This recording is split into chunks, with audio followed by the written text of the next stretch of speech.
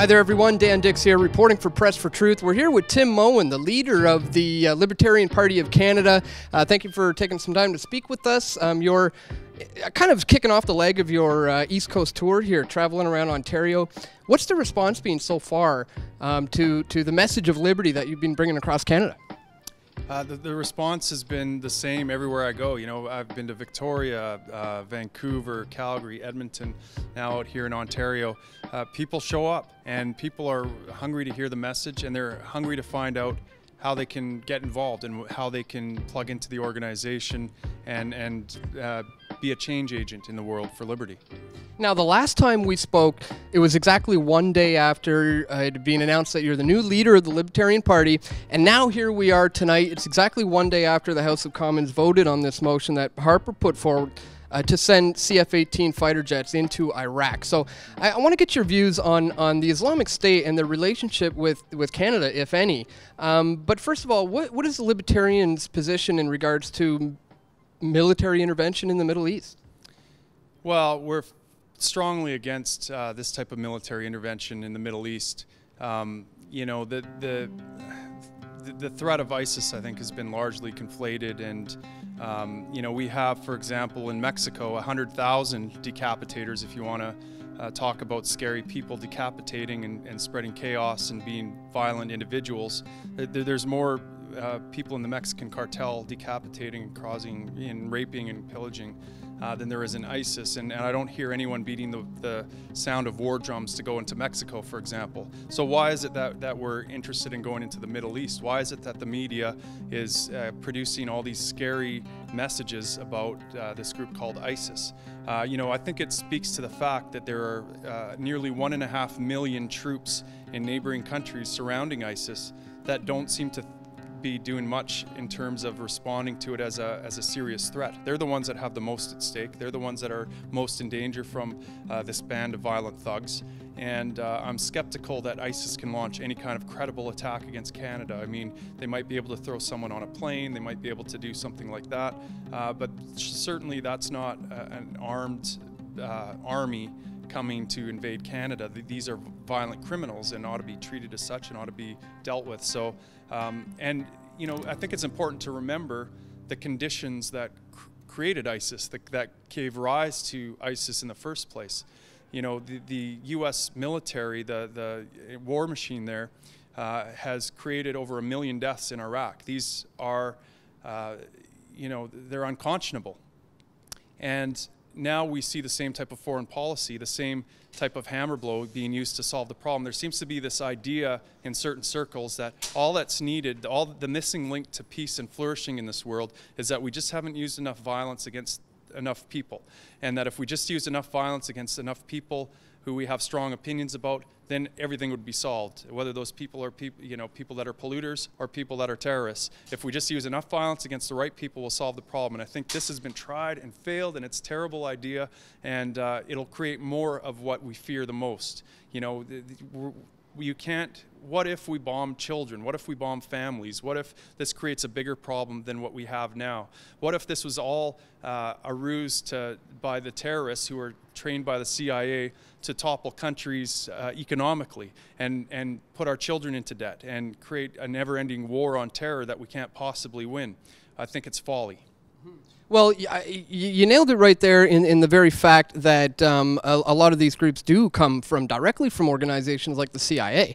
So can you speak to some people? There seems to be confusion about where this is coming from. The Western's involvement in the funding and the aiding of these types of these groups.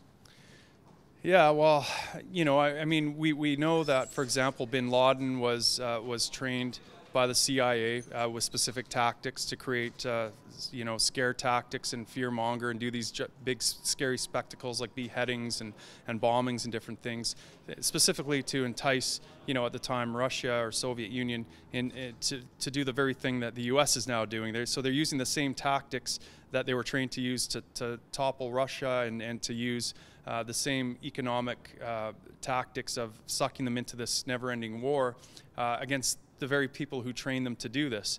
And so, and they're falling for it, hook, line, and sinker. And so, yeah, I mean, we tend to create that which we fear the most. And I think what we're doing is creating a self-fulfilling prophecy. We're creating a never-ending cycle, and it's time to break the cycle. It's time to focus on things that are going to create peace, creating value for the world, opening up trade barriers, decreasing the incentive for terrorism and radicalization, stop bombing women and children, stop interfering in places where we don't belong.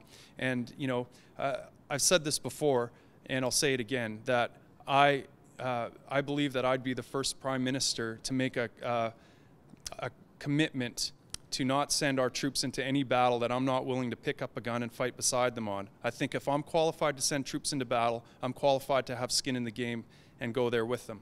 And I'll tell you, I'm not willing to go to war against ISIS. But I would not stop you know, someone, if they want to fund their own war, if they want to go over there, if they want to kill some bad guys and help out some innocent people. I do think it's a worthy cause, but I do not think it's a cause that the Canadian government should be involved in at all. Canadians have always prided ourselves on being peacekeeping nations, and it seems that Harper's kind of turned this notion around now. Are we able to bring it back to the way it once was under the Libertarian Party to get people to understand that, you know, we are about achieving peace in the Middle East, not war?